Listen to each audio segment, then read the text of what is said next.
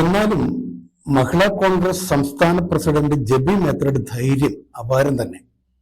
രാഹുൽ വിഷയം കത്തി നിൽക്കുമ്പോഴാണ് അവർ കേരള സാഹസയാത്ര നടത്തിക്കൊണ്ടിരിക്കുന്നത്. ഫലത്തിൽ ഒരു സാഹസയാത്ര തന്നെയാണത്.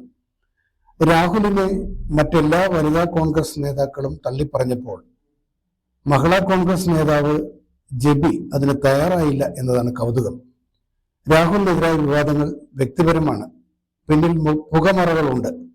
കോൺഗ്രസ് സ്ത്രീകളുടെ പക്ഷത്താണെന്നും ജെബി പറഞ്ഞു നടക്കുന്നു.